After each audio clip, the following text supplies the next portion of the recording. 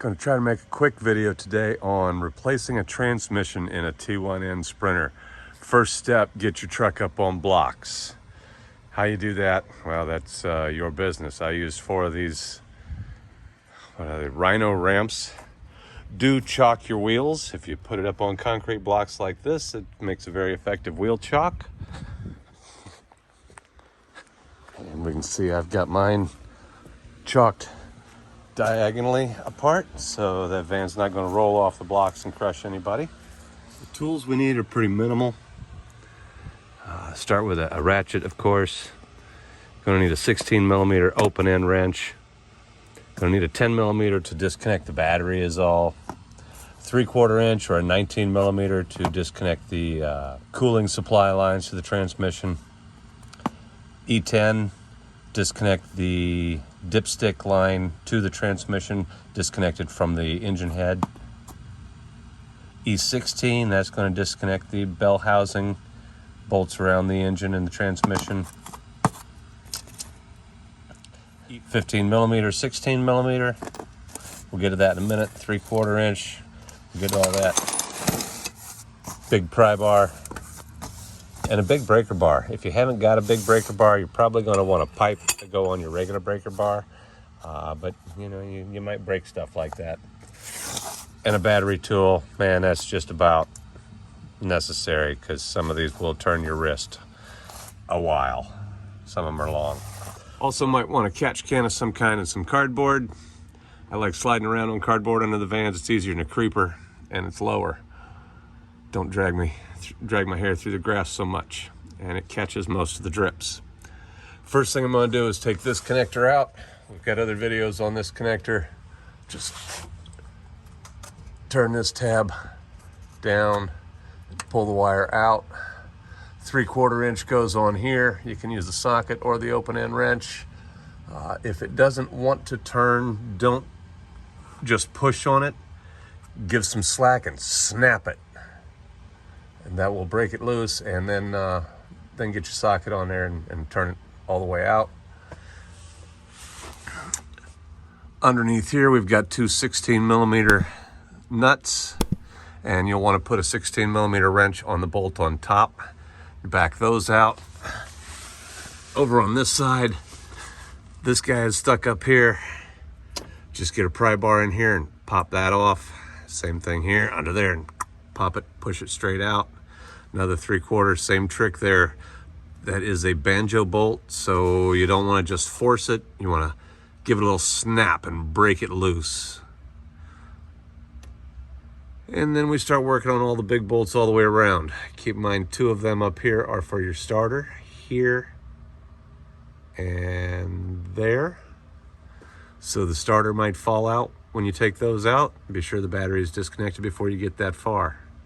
And obviously it's going to keep dripping fluid here for us. So now it's time to go get a jack. Oh, there's one more tool I forgot to mention, a jack. And some 2x4 blocks. The E10 is to disconnect right under here where this connects, and back there a little farther, another one where this connects. Don't know if you can see it there moving in the light, but we want that to be free so it can either come out of the transmission or out of the van, one or the other.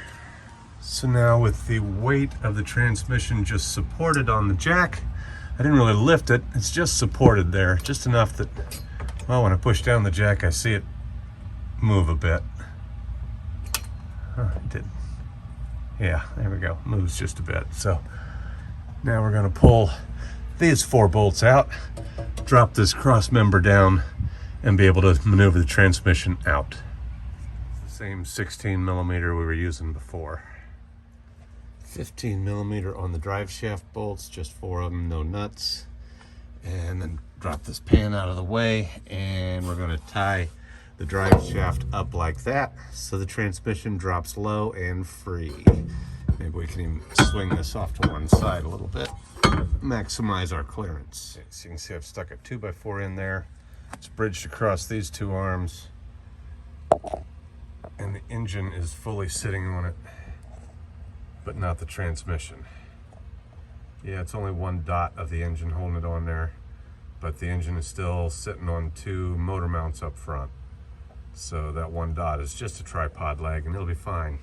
But Dad, you're doing it wrong. Mommy doesn't do it like this. So now we can lower the jack away Do it the Jack Butler method. and wiggle the transmission off. We don't want to take that jack too far. Just back it up, give it a little bit of clearance so the transmission can wiggle.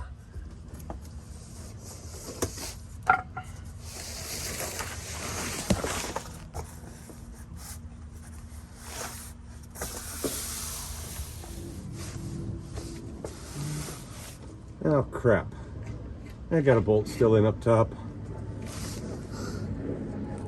Don't want to forget about this drain tube and get it all bent up. So since we've got all the bolts out of the top, I'm gonna put a big screwdriver right here and tap up on the bottom of that. It pops right out.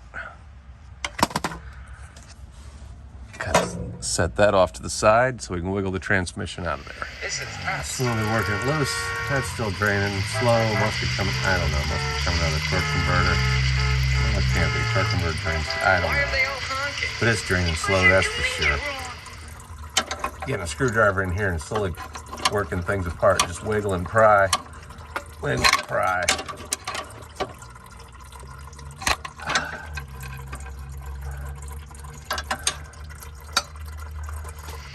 Tell me I'm doing it wrong. I know how to do this.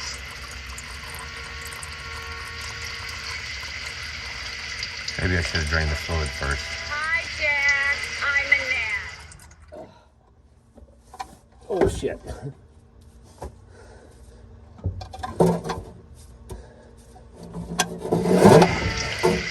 You're doing it wrong. See?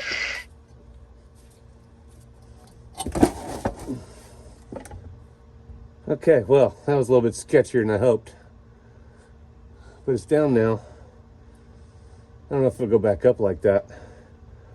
Probably would have come down better if I didn't stop to reposition my phone and hit record. Oh well. Like I say, it's down now. Well, that wasn't the hard part. Now I got to put one back in there. Well, I am not putting a rebuilt transmission in here. I'm putting essentially a junkyard pull. A little bit better than that. This van was driven to me in November. Yeah, driven last year anyhow. So we're gonna put a little penetrating oil on various places, make everything slide back together better. I mentioned before I like cardboard for sliders. I keep it wherever I can. Look how easy this moves. I can probably slide the cardboard too, but I've got more, so I'm just gonna slide another one underneath up front there. Keep moving it all the way up. So putting a ratchet strap underneath the transmission like this makes it easy to move back and forth a little bit. At first I had it back here, which pushed a lot of force on it up there and couldn't seem to get the torque converter lined up. Got everything in except the last ½ inch. If I bolt this side together, it would push that side apart. If I bolt the top together, it would push the bottom apart. I didn't want to force it, so I didn't drive bolts in on opposing sides. Finally rotated the engine via the crankshaft bolt at the front of the engine and a 27mm socket. Rotated the engine a couple of times with just a little bit of light pressure here from the drive shaft pushing forward, and it snapped in. And once it snapped in, all of a sudden this spins free and the drive shaft isn't pushing hard on it anymore. Then just put all the bolts back until you don't have any bolts left over, and tighten to this torque specification chart here. If you find our advice and videos helpful, please be a part of making it all happen. Under the Donate tab of our webpage, you'll find links for PayPal, Venmo, Cash App, and we also take Zelle for one-time donations. Membership includes discounts to our events, early access to all of our videos as soon as they're made, and one-on-one assistance when you need help with your van. In just a few seconds, you should see a few links, including a couple to our latest videos and one to our Patreon page where you can join a membership and start taking advantage of member benefits while you help support Florida Van Man and keep these videos coming.